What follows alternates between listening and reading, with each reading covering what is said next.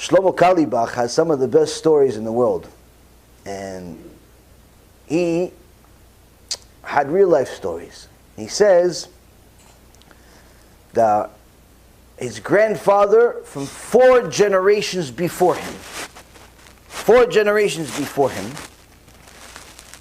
was in the German army. This is many years before the Holocaust.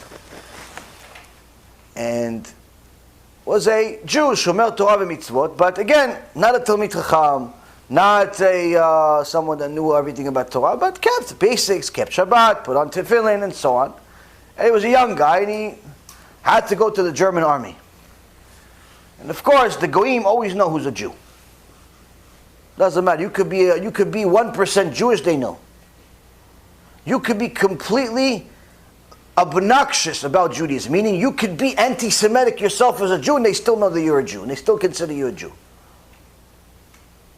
So one day, the Germans in his platoon decided to make a big deal about the fact that he was Jewish. They said, listen, you sure you're with us? Why don't you eat this? What's that? Hey, eat, it's good, good for you. Oh, what, you guys are ate? Yeah, no, I can't eat it. Why not? It's pig, I can't eat pig. I don't eat pig. So you're not with us then. Listen, I'm fighting with you. I got a gun, just like you. I got a knife, just like you. I'm fighting the enemy. We're on the border of Poland. People are dying every day. What do you want for my life? I'm not going to eat the food. No. You're going to eat the food. Or we're going to make you eat the food. He says to them, I'm not going to eat the food. And they start beating him senseless. They give him such a beating that at some point they throw him off the hill. He rolls down the mountain, he rolls down the hill, and they pretty much leave him for dead. They assume he definitely died from this fall, needless to say, from the beating they gave him. He falls right past the border. He's now officially in Poland. They leave. Miraculously, he gets up, looks around, realizes where he is, says, I'm never going back to where I was. And walks into Poland. Walks into Poland with 15 coins on him. Nothing else. Walks around, sees in the market, what could I do? How could I need to make a living, I need to start a life. Can't go back, oh listen, if I tell anybody I'm German, I'm going to die. So he says, okay, you know what? Can I buy this sack from you? How much is a sack? He says, 15 coins. Okay, I'll take it. He buys a sack. As he's walking down the street, somebody says, hey, I need that sack. How much you want to sell that sack? I'll give you 30 coins for it. Okay, I'll take it. Doubles his money within 5 seconds. So he goes to the store again to buy something. What do you have for 30? He says, I have this. Okay, I'll take it. He buys it. As he's walking down the road, says, hey, you. What do you have? Well, I'll pay you 60 for it. Sure, okay. Within 2 months, he became a multimillionaire. Everything he buys, he doubles the money within moments. Unbelievable. Shortly later, after he settled down, millionaire, blessing from Shamayim for his mesirut nefesh, for this mitzvah of not eating pig. Now, Shlomo Carlebach says, my grandfather didn't know. He didn't know a lot about Torah. Why? He didn't know that he didn't have to die for not eating pig. He could have actually eaten the pig, actually. If those people were trying to kill him, he was allowed to eat the pig.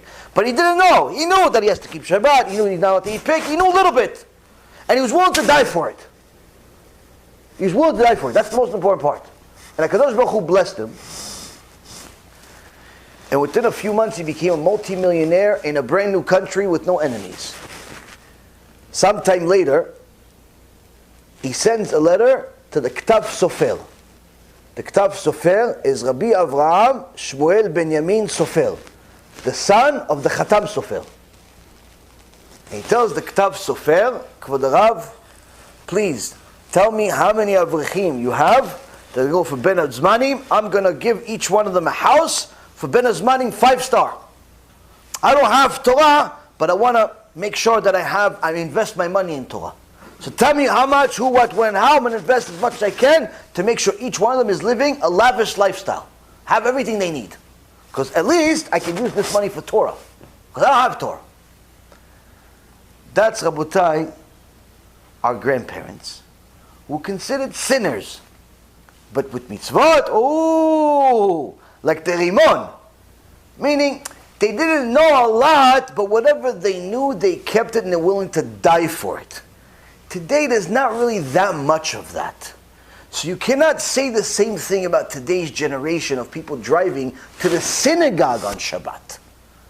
The guy knows you're not allowed to drive on Shabbat, but he still drives on Shabbat.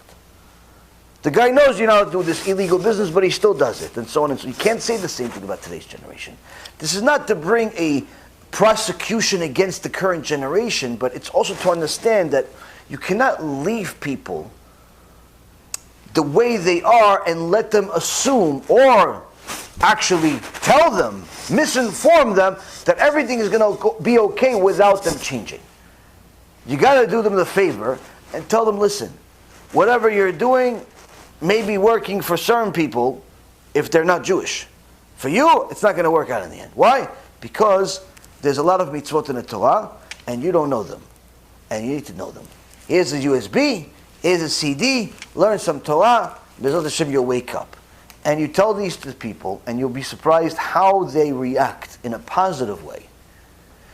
Because no one cares enough about them to tell them the truth many times, especially if they're successful when it comes to money.